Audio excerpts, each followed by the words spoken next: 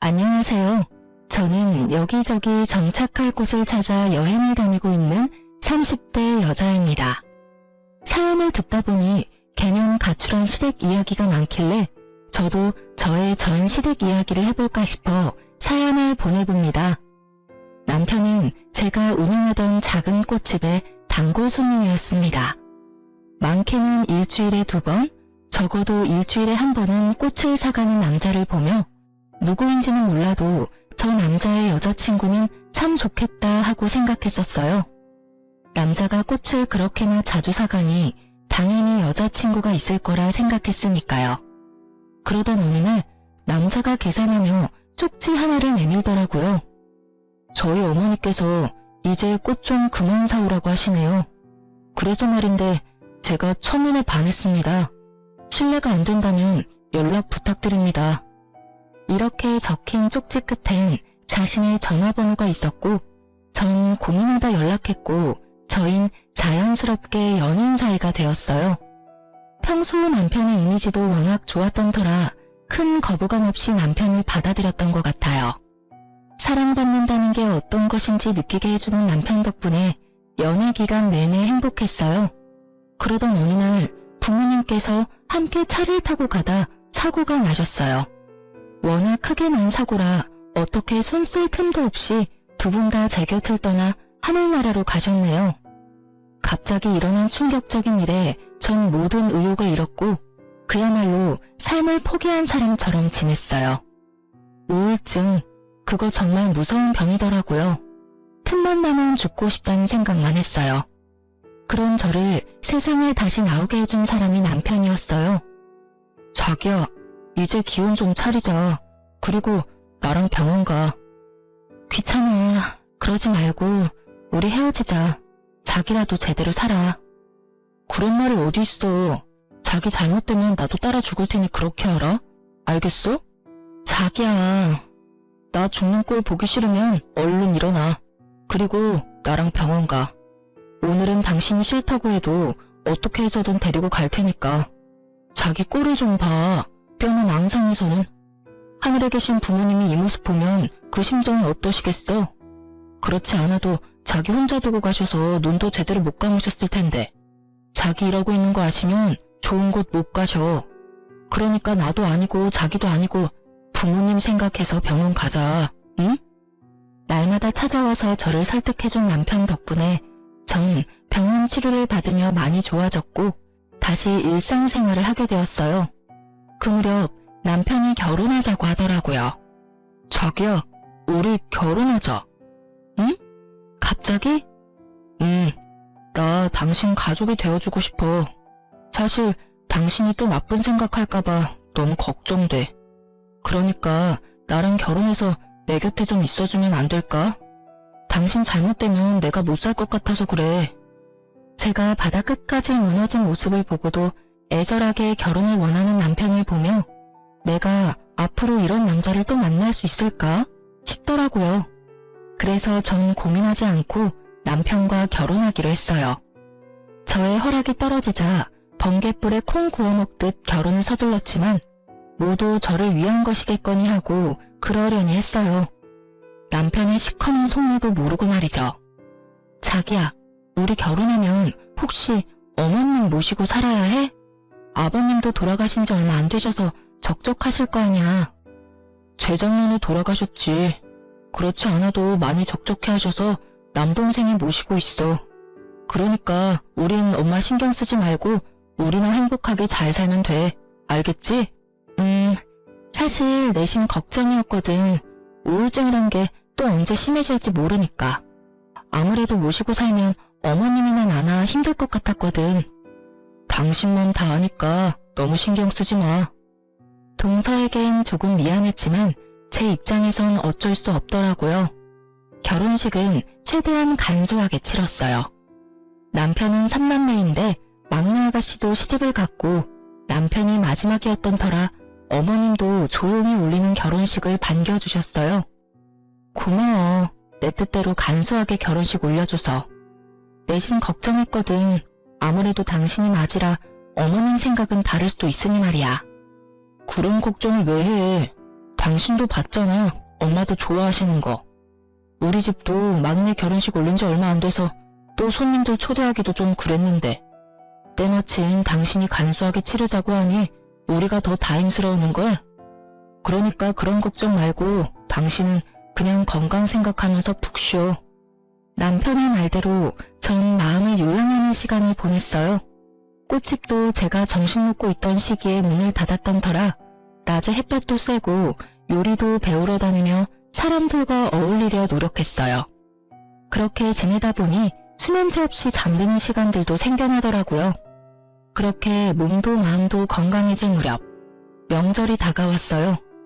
결혼하고 처음 맞이한 명절이기에 전 남편을 앉혀놓고 약속을 받아냈어요. 당신 여기 좀 앉아봐. 무슨 일 있어? 무섭게 왜 그래? 우리 내일 시댁 가잖아. 그 전에 당신한테 약속을 좀 받고 싶어. 무슨 약속? 난 시댁 일이라고 혼자 독박으로 일할 생각은 추호도 없어. 시댁에서 일이나 하려고 결혼한 것도 아니고. 그래서 말인데 내일 음식 준비할 때 당신도 함께 했으면 해. 난 또 뭐라고. 알겠어. 내가 내일 당신 옆에 찰싹 붙어서 도와줄게. 도와주는 게 아니라 함께 하는 거지. 왜 도와주는 거라고 해? 그리고 엄연히 따지면 내가 당신을 도와주는 거야. 당신 조상님들 식사라도 하고 가셔라. 하고 차리는 음식이니까. 알겠어? 네, 잘 알겠으니 얼른 자. 피곤하다고 했잖아. 얼른 자자. 피곤하다. 저는 남편의 호언장담 덕분인지 푹 자고 일어나 시댁으로 갔어요. 어머님, 저희 왔어요.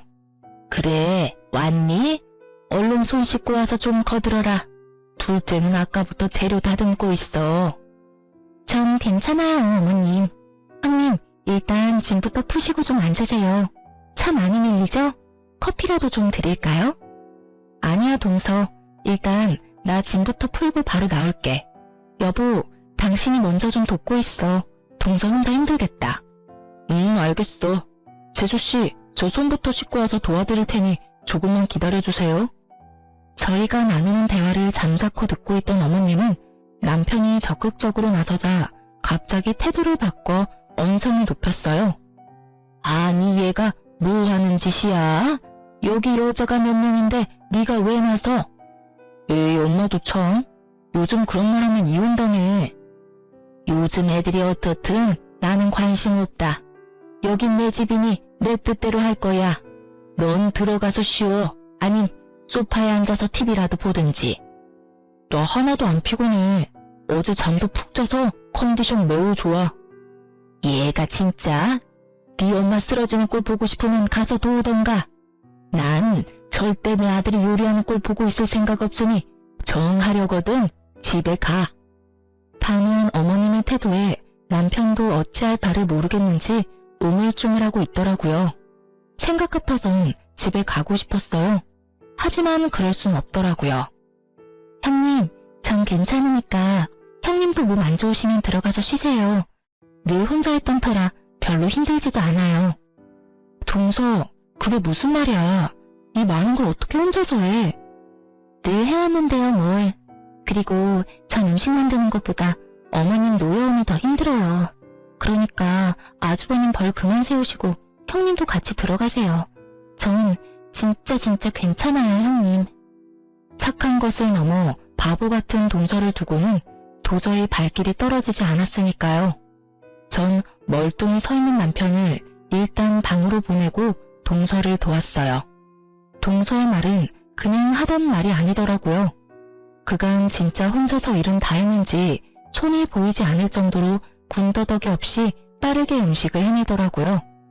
돕는다고 돕는 제 손길이 방해될 뿐이라는 걸 깨달은 저는 그저 뒷정리만 할 수밖에 없었어요. 동서, 대단하다 진짜. 손이 어쩜 그렇게 빨라? 저도 처음엔 버벅거렸어요. 근데 워낙 제사가 많은 집이라 금방 손에 익더라고요. 듣는 저는 웃음이 나지 않는데 동서는 어쩜 그렇게도 밝게 웃으며 말하는지. 전 이제껏 동서의 시댁살이 어떠했는지 훤히 보이더라고요. 아니나 다를까 명절 아침이 밝았고 전쟁 같은 시간이 지난 뒤 다 함께 모여 앉아 밥을 먹고 있었어요. 동서는 밥을 제대로 씹지도 않고 급하게 먹더니 미처 하지 못한 뒷정리를 하려고 일어섰고 전 그런 동서를 다시 앉혔어요. 가만히 있어. 내가 알아서 할 테니까. 네? 동서는 일단 가만히 있어. 나한테 다 생각이 있으니까. 동서는 의아한 눈으로 절 바라보았고 전 동서의 손을 꽉 붙잡고 놔주지 않았어요. 시댁 식구들의 식사가 끝나갈 때쯤 아가씨가 혼자 문을 열고 오더라고요. 나왔어. 서서방은? 그 일 바빠서 또 회사 갔지. 엄마한테 죄송하다고 전해달래. 그렇게나 바빠? 뭐가 그렇게나 바쁘다고 명절에 쉬지도 못하고 또 회사야. 아 몰라. 하루 이틀 바쁜 거 뭐. 나 배고파. 밥 줘.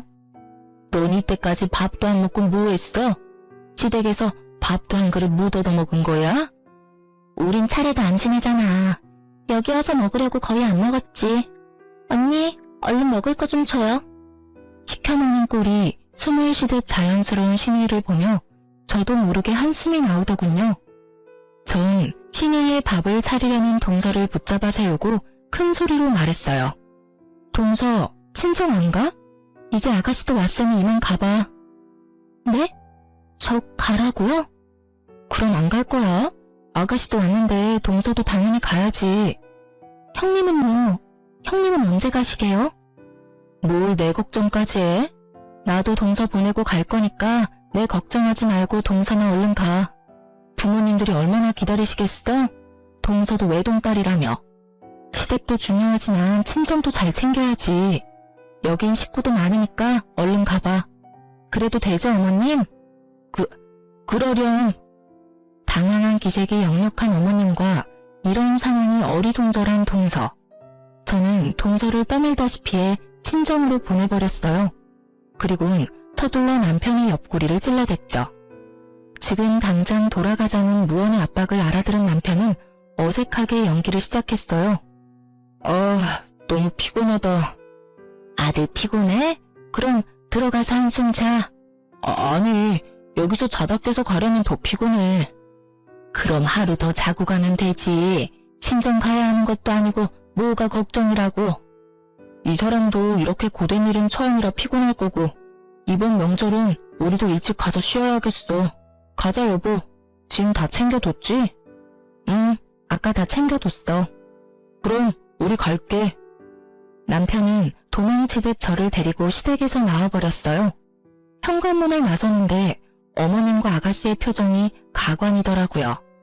그도 그럴 것이 제기는 물론이고 밥 먹은 그릇조차도 정리가 되지 않았는데 동서도 제가 보내버리고 저마저도 가버리니 그 산같이 쌓인 설거지는 꼼짝없이 두 사람의 몫이 되어버렸으니까요. 그 통쾌함도 오래가진 못했어요. 그 후 어머님은 일을 가셨는지 틈만 나면 저를 불러 일을 시키시더라고요. 전 한두 번은 그냥 가서 뜻대로 해드리다 반복되는 호출에 남편을 불러 함께 갔어요. 당연히 평일 낮이었고 남편은 연차를 쓰거나 반차를 쓰고 저와 함께 했죠. 넌 도대체 회사는 어떻게 하고 오는 거니? 오늘은 반차 썼어. 너 그러다 회사 잘려 이놈아. 그리고 너도 그렇다. 내가 너만 오라고 했지 내 아들까지 끌고 오라디? 왜 자꾸 일도 못하게 같이 끌고 오는 거니? 끌고 오다니 내가 무슨 개야? 끌려오게. 그냥 내가 온 거야. 오늘 뭐 하냐고 물어보니 엄마한테 간다길래 나도 엄마 보고 싶어서. 다들 아시겠지만 제가 끌고 온 것이 맞았어요. 남편은 온 힘을 다해 뻔히 보이는 거짓말을 했고 그런 아들의 거짓말에 어머님은 긴 한숨을 쉬시더니 벼랑간 동서에게 화풀이 하기 시작했어요. 얘, 너 냉장고 위는 다 닦았니? 거기 먼지가 한가득 하더라. 뭔 집에서 노는 애가 거기도 안 닦고 뭐 했니? 하여튼 게을러서는. 도대체 친정에서 뭘 배워서 시집 온 거야? 사부인도 참 뻔뻔하기도 하구나. 이리 배운 것도 없는 딸 자식 시집 보낸 거 보니 말이다. 냉장고 위라 참 황당하더라고요. 냉장고 위까지 반짝반짝하게 하고 사는 주부가 몇이나 된다고.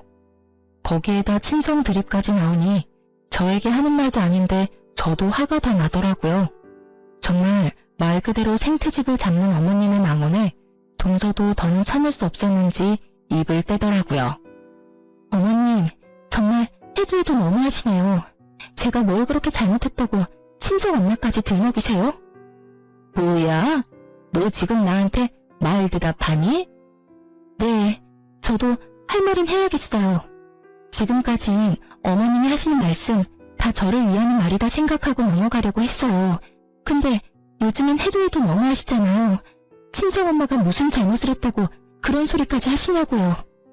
원래가 그렇다. 시집와서 네가 잘못하면 친정엄마가 욕먹는 법이야.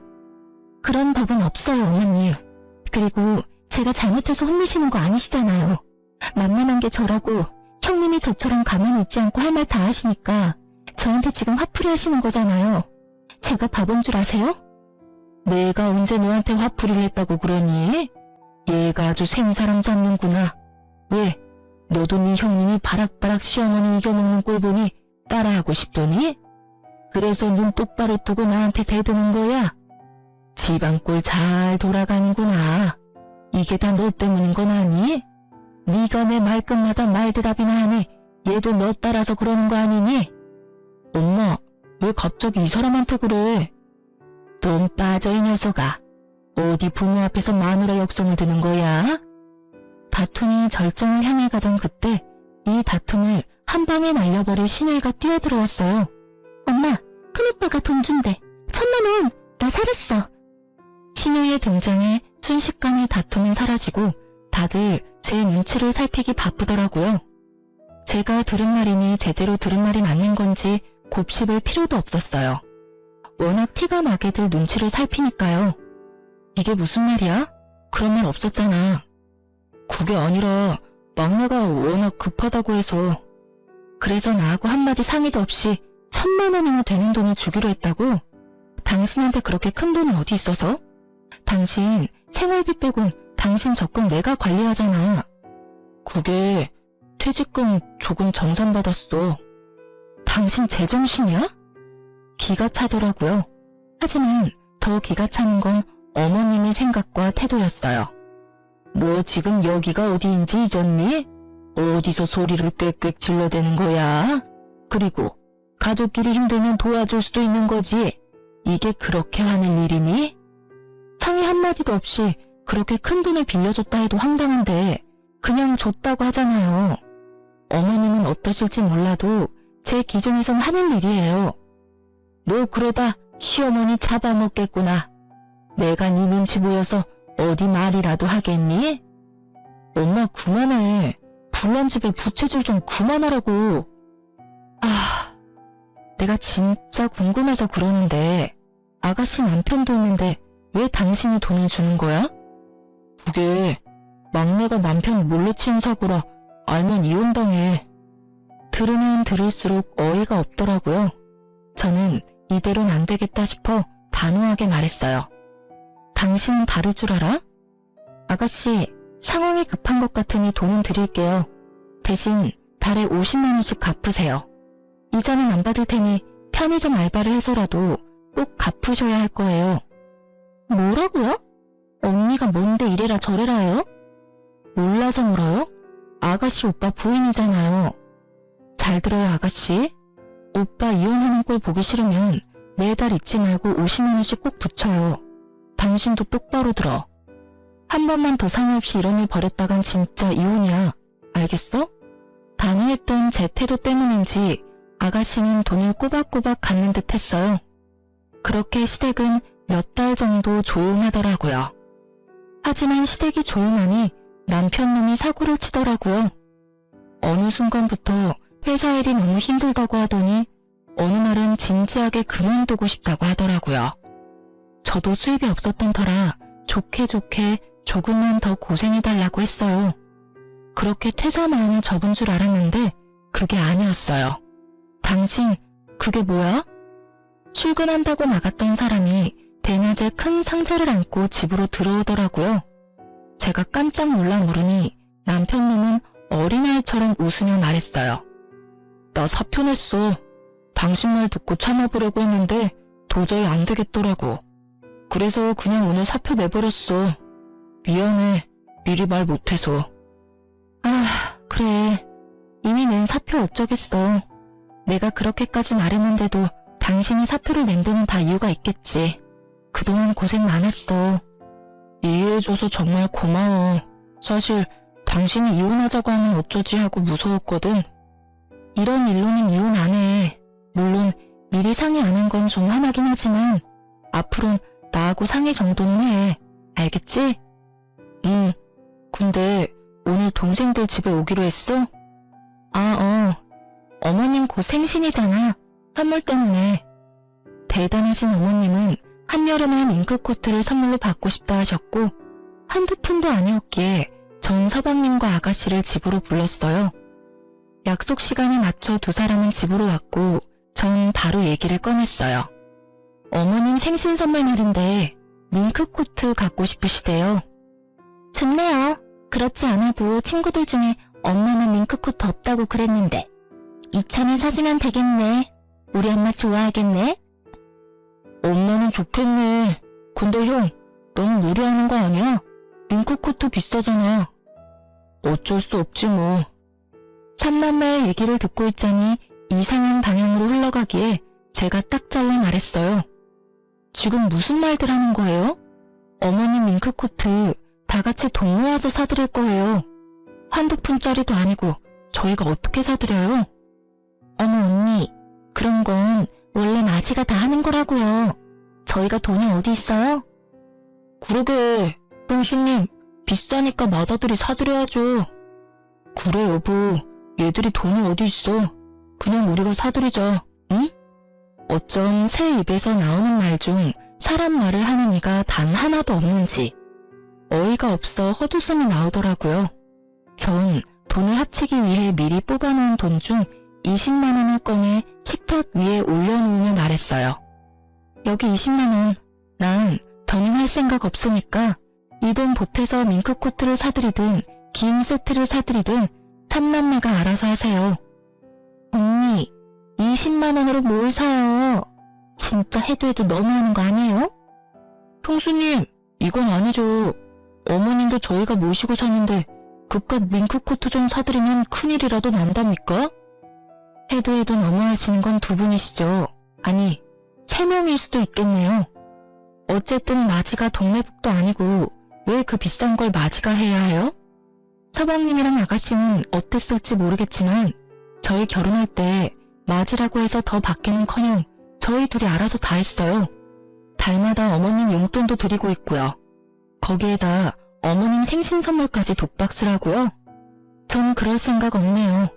그래도 결혼해서 처음으로 드리는 생신 선물 그 도리는 다 하고 싶어서 두 분이 형편껏 보태시면 모자라는 돈은 제가 내려고 했더니 이렇게 나오시니 저도 별 수 없네요. 전 이 20만 원 그 이상은 보탤 생각 없으니 그렇게 알고 돌아가 주세요. 여보, 그러지 말고 다시 생각해보자, 응? 당신도 쫓겨나기 싫으면 그만해.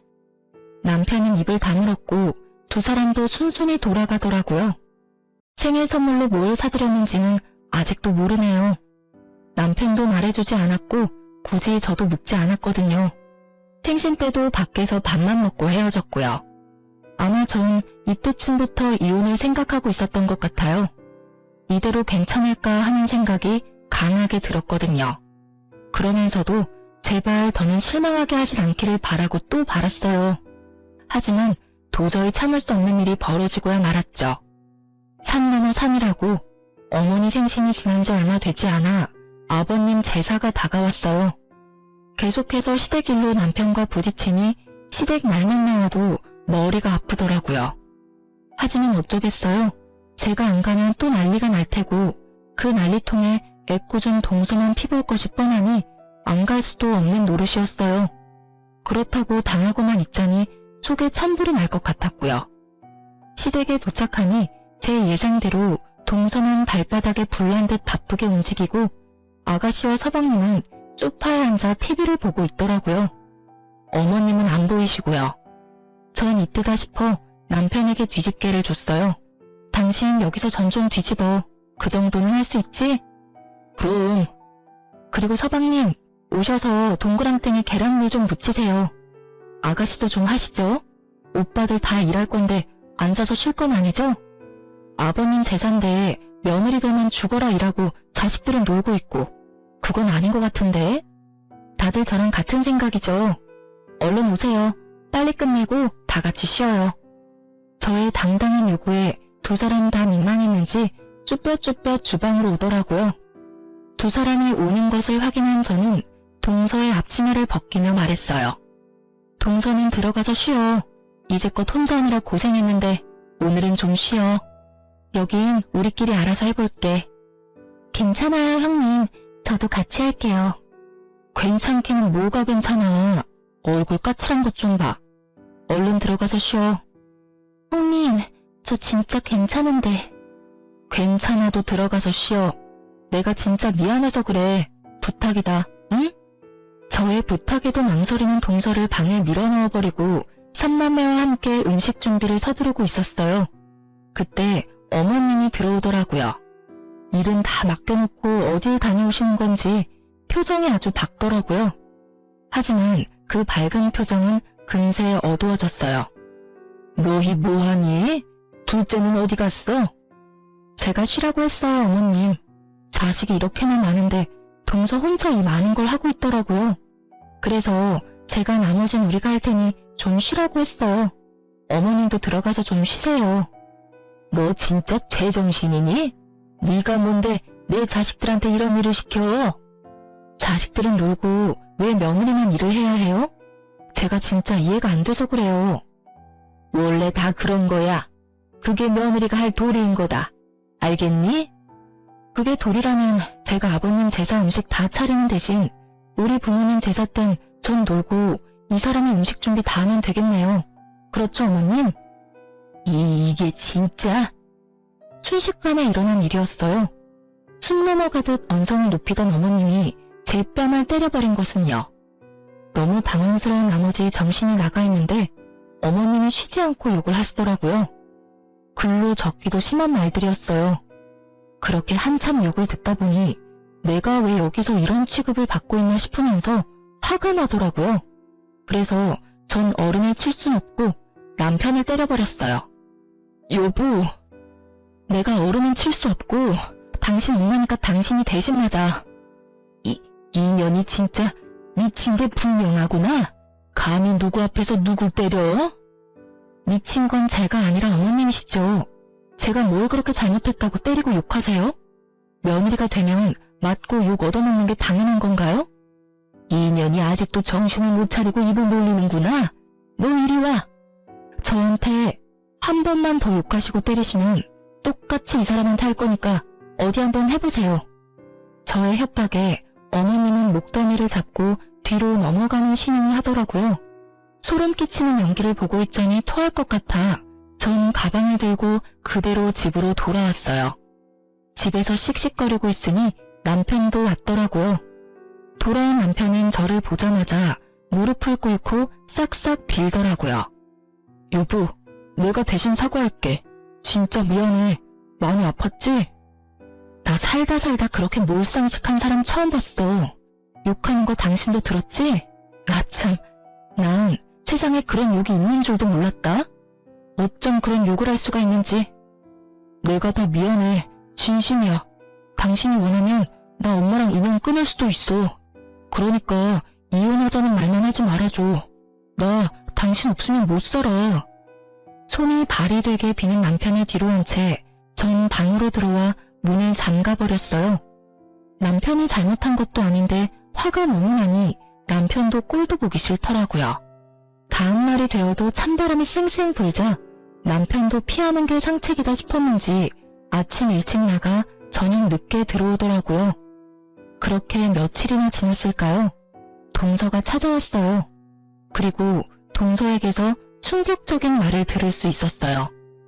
형님, 제가 며칠 동안 많이 고민했는데 아무래도 형님이 아셔야 할 것 같아서 왔어요. 그날 형님 그렇게 가시고 아주버님이 어머님께 엄청 화를 내시는 거예요. 전 어머님이 형님한테 손찌검까지 하셨으니까 저렇게 화를 내시나 보다 했는데 그게 아니었어요. 그럼? 그게 그게 말이에요. 아, 형님, 부모님 사망보험금 때문이었어요. 뭐? 그걸 그 사람이 어떻게 알아? 난 말한 적 없는데? 그게 형님 많이 아프셔서 정신없으실 때 우연히 서류 보셨다고 하시더라고요. 아주버님이 형님을 정말 사랑한 건 맞는데 결혼을 서두른 건 보험금 때문인 것 같았어요. 그리고 아주버님 회사도 그만두셨다면서요? 회사 그만둔 얘기하면서 자기 이제 사업하려고 하는데 그 보험금이 꼭 필요한데 이러다 이혼하자고 하면 책임지실 거냐면서 화를 내는데 정말 저게 인간 맞나 싶더라고요. 그러면서 앞으로 형님한테 연락도 하지 말라고 하셨어요. 동서는 말하면서도 온갖 감정이 뒤섞이는지 울먹이고 있더라고요. 그런 동서를 보는데 참 고마웠습니다. 아, 동서도 이런 얘기 쉽진 않았을 텐데 말해줘서 내가 참 고마워. 고맙기는요. 형님이 이때껏 저한테 어떻게 해주셨는데 당연히 말씀드려야죠. 형님, 도망치세요. 이혼하셔야 해요. 이렇게 말하면 좀 그렇지만 그 돈이 어떤 돈인데요. 형님 부모님 목숨값인데 그런 사람들한테 다 줄 순 없잖아요. 그리고 아주버님 퇴직금 전부 아가씨랑 어머님 드렸어요, 형님. 동서, 진정해. 모르는 사람을 보면 동서가 당사자인 줄 알겠다. 이혼 당연히 해야지. 근데 지금은 때가 아니야. 더 좋은 때를 기다려야지. 근데 나도 나지만 동서는 어째? 나한테 이런 말 전한 거 들키면 모르긴 몰라도 또 큰 사달이 날 텐데. 저도 이혼할 거예요. 그 미친 집구석 질릴 대로 질렸어요. 나 때문에 동서까지. 미안해, 동서. 그런 말 마세요. 형님 때문 아니에요. 형님도 잘 아시잖아요. 제가 이때까지 어떻게 살았는지. 저 좋은 게 좋은 거라고 그냥 꼭 참고 살았어요. 근데 그때 들으셨죠? 친정엄마까지 들먹이는 거. 그때 온갖 정이 뚝 떨어지더라고요. 그래도 그놈의 사랑이 뭔지 남편 때문에 한 번 더 참았는데 그날 아주버님이 미친 소리 하는데 말리기는커녕 더 부추기더라고요, 그 인간. 그런 모습 보는데 이혼밖엔 답이 없겠더라고요. 애도 없겠다. 미련도 없어요. 이렇게나 똑 부러지는 사람이 그간 참고 살았을 생각을 하니 참 안쓰럽더라고요. 전 동서의 손을 꽉 잡아주었고 동서는 그간 서름이 떠올랐는지 울더라고요. 그런 동서와 함께 저도 울었어요. 그제야 제가 배신을 당했다는 것이 크게 실감이 나더라고요. 한참을 울던 동서는 자신도 때를 기다리겠다며 시댁으로 돌아갔어요. 모든 사실을 다한 저는 남편을 기다렸고 밤이 되자 남편이 돌아왔어요. 좋은 건수라도 생겼는지 다른 날보다 얼굴이 밝더라고요. 좋은 일 있어? 당신 지금 나한테 말 걸어준 거야? 화 좀 풀렸어? 언제까지 아무 말 안 하고 살 순 없잖아. 무슨 좋은 일 있냐고. 표정이 밝네? 아니, 내가 좋을 일이 뭐 있어. 그냥 울상으로 다니면 당신 기분도 처질까봐 밝은 표정 지우려고 노력했지. 그래? 고맙네. 내 기분도 생각해주고. 근데 당신 요즘도 당신 식구들한테 돈 주고 그런 거 아니지? 아니, 내가 미쳤어? 안 그래. 나 이제 연 끊을 거라고 그랬잖아. 표정 하나 바뀌지 않고 거짓말을 하는 남편을 보니 이제껏 날 얼마나 속였을까 하는 생각이 들더라고요. 남편은 여전히 제 앞에선 시댁 식구들과 연락조차 하지 않는 척을 하며 뒤로는 그나마 모은 남편 돈으로 시댁 식구들을 돕고 있었어요. 돌아가신 부모님 사망보험금만 믿고 재산 탕진을 신나게 하는 모습을 지켜보는 꼴도 꽤 즐겁더라고요. 동서는 남편이 시댁을 도울 때마다 저에게 알려줬고 저는 열심히 계산기를 두들겼어요. 마침내 남편 통장이 텅텅 비었을 때쯤 전 남편에게 이혼을 통보했어요. 이혼해 우리. 갑자기 그게 무슨 소리야? 말 그대로 이혼하자고. 갑자기 무슨 이혼이야. 우리 엄마 때문에 그래? 내가 연 끊는다니까. 요즘 연락도 안 하는 거 당신이 더 잘 알잖아. 연락은 안 하지만 돈은 주잖아. 그거 참 이상하지 않아? 언제 얼마가 필요한지 알고 돈을 그렇게 매번 들여? 당신이 그걸 어떻게 알았어? 그게 중요해? 어머님, 서방님, 아가씨 골고루 잘도 나눠주던데. 내가 그랬지? 나랑 상의 없이 한 번만 더 이런 일 벌이면 가만 안 있는다고. 이혼해. 나 맘 돌릴 생각 전혀 없으니까 괜히 힘 빼지 말고 해. 안 돼. 못해. 나 당신 없이 못 살아. 당신도 잘 알잖아. 내가 아니라 내 부모님 사망보험금이 없으면 못 살겠지. 당신이 그걸 어떻게 알았어? 영원한 비밀이 있을 거라 생각했어? 꿈도 크다.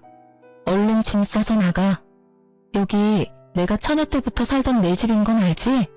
당신 집은 1%도 없으니까 문구적거리지 말고 당장 나가줘. 10분 시간 줄게. 10분 뒤에도 나가지 않으면 경찰 부를 테니까 그렇게 알아. 전 세상을 다 잃은 표정을 하고 서 있는 남편을 뒤로 한 채 방으로 들어왔어요. 그리고 동서에게 전화를 걸었어요. 형님! 동서, 나 방금 이혼하자고 했어. 돈 빌려준 것부터 보험금까지 다 얘기해서 아마 집안 발칵 뒤집힐 거야. 괜찮겠어? 안 괜찮을 건 또 뭐예요? 전 기쁜걸요? 노예 해방의 날인데요. 저도 오늘 이혼 선포하고 이 집 나갈 거예요. 그래? 차라리 그게 좋겠다. 괜히 또 험한 꼴 당하지 말고 얼른 나와. 지금 어머님 통화하시는데 아주버님 같아요. 언성 높아지는 거 보니. 형님, 저 끊을게요. 밖에서 저 찾네요. 동서, 조심해. 네, 걱정하지 마세요. 같이 살아야 하니 참았지. 지금은 참을 이유도 없는걸요? 제대로 업고 나가버리자 뭐. 전화를 끊고 거실로 나가보니 남편은 없더라고요. 발등에 불 떨어졌겠죠. 남편 노트북을 훔쳐봤는데 보험금만 믿고 말도 안 되는 사업을 크게도 벌여놨더라고요. 이미 들어간 돈도 꽤 되는 듯 했고요. 모르긴 몰라도 원금 회수는커녕 빚쟁이가 될 것은 불보듯 뻔한 일이었어요. 그날 저녁 동서는 한바탕 시댁을 뒤엎고 우리 집으로 왔어요. 형님, 오늘 하루만 신세 좀 져도 될까요? 너무 늦어서 친정에 가기도 그렇고 마땅히 연락할 만한 친구도 없네요. 결혼하기 전엔 친구도 많았는데 그동안 뭐하고 살았나 모르겠어요. 그럼 얼른 들어와 동서. 나 말고 친구한테 갔으면 나 섭섭할 뻔했어. 감사해요 형님. 그렇게 동서와 저는 밤새 시댁이 어떻게 박살이 났는지에 대해 이야기를 나누었어요. 글쎄 전화 끊고 나가니까 어머님이 난리를 부리는 거예요. 네 년이 다 말했지? 그러면서 제 머리채를 휘어잡으려는 걸 제가 탁 쳐내니까 목덜미를 막 잡으면서 욕을 얼마나 하는지. 거기에다 남편 새끼도 막 소리를 지르길래 그냥 이혼하자고 하고 제가 준비했던 음식 다 식탁 밑으로 엎어버리고 나왔어요. 어머님 막말하고 욕한 것도 다 녹음해뒀어요. 동서는 시원하게 뒤집고 나왔고 저흰 시원하게 이혼했어요. 저의 예상대로 두 형제는 돈이 있을 리가 없었고 위자료는 줘야 하니 시댁집을 담보로 대출을 받아 위자료를 주더라고요. 시모는 자신의 손으로 두 아들을 이혼시킨 꼴이 됐으니 화병으로 누웠다고 하고요. 그 성격에 참 잘 어울리는 단어라고 생각했네요. 화병. 이혼 후 저희는 그저 기다렸어요. 그 인간만도 못한 것들이 서로 저희의 복수를 대신하는 꼴을 그저 기다리며 지켜봤어요.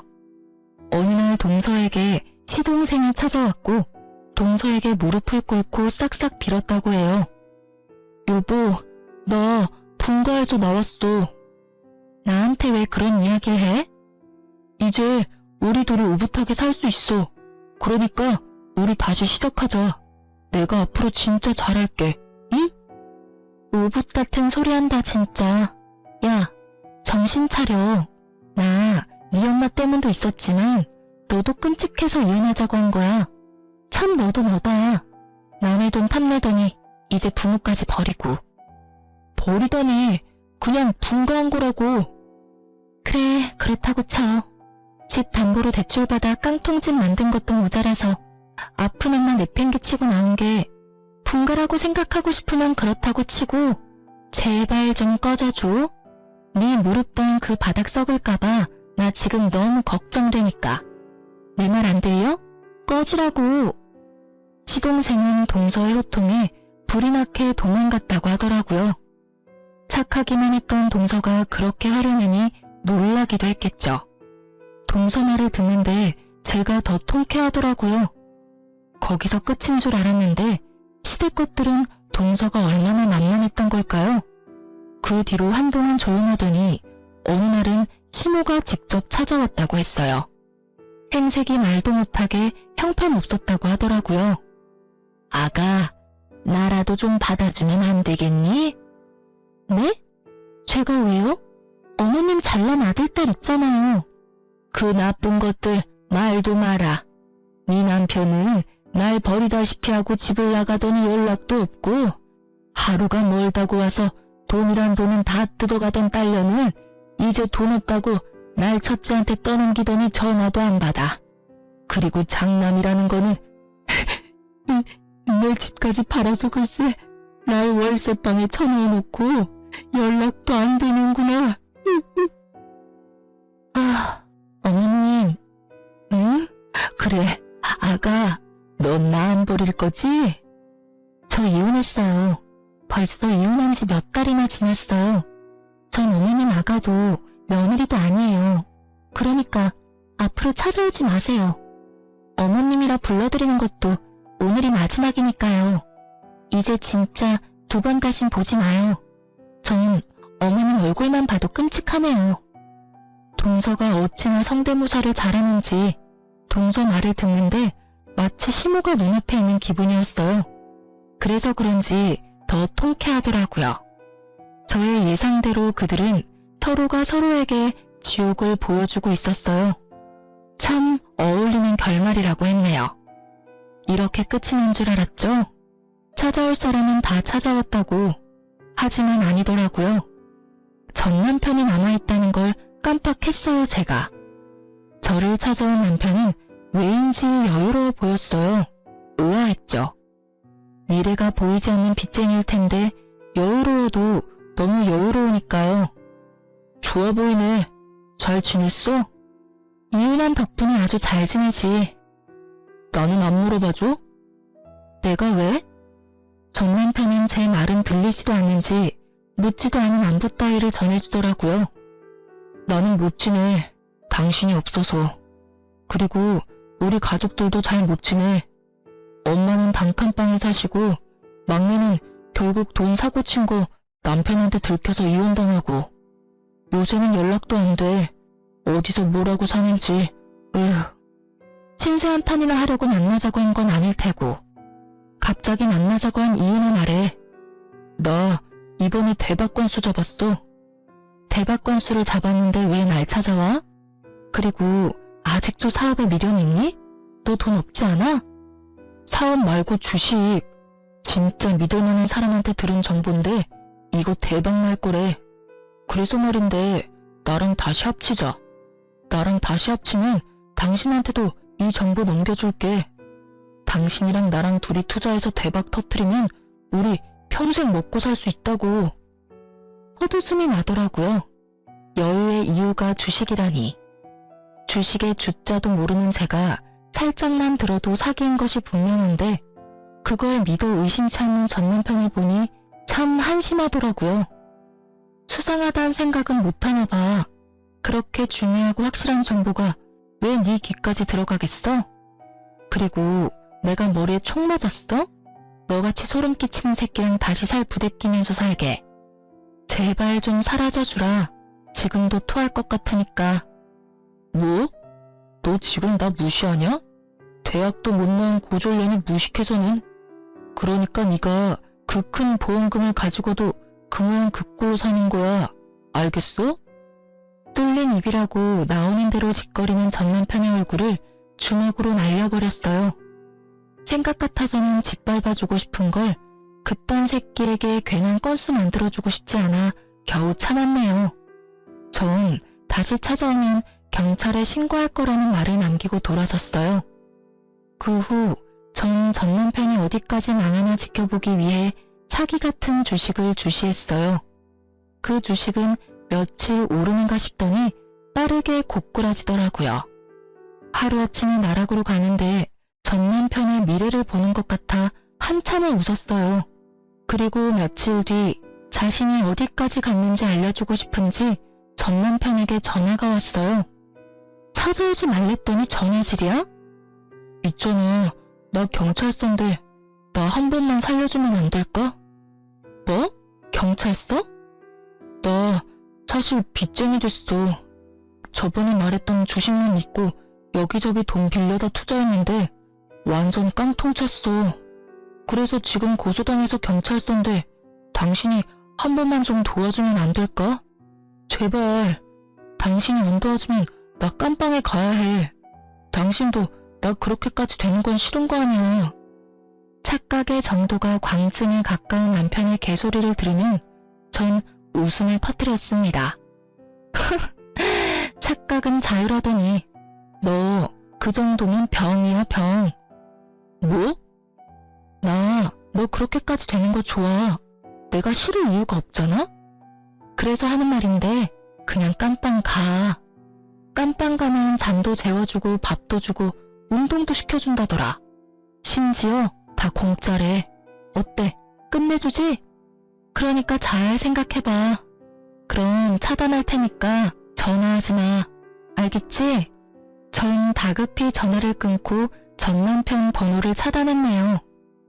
이렇게 저와 동서의 복수는 전 시댁 식구들이 나서준 덕분에 잘 끝났어요. 시간이 흐른 지금 동서와 저는 언니 동생 사이로 잘 지내고 있어요. 동생은 국비로 간호조무사학원에 다니며 멀어졌던 친구도 만나고 잘 지내고 있어요. 전 부모님을 잃은 것부터 이혼까지 해서 많은 일을 겪었던 터라 좀 쉬고 있어요. 병원에서 여행을 추천하길래 국내 작은 시골 마을을 찾아다니는데 꽤 좋더라고요. 탁 트인 곳을 보며 많이 걸으니 수면제가 없어도 잠을 잘 수 있게 되었어요. 그래서 요즘은 정착할 작은 마을을 찾고 있어요. 제가 그럴 예정이라고 하니 동생도 간호조무사 따는 대로 제가 정착하는 곳으로 와 살겠다고 하고요. 시댁과의 인연은 징글징글했지만 저에겐 좋은 동생이 생긴 것 같아 요즘 행복해요. 이로써 저의 길었던 사연은 끝입니다. 긴 제 사연 들어주셔서 감사합니다.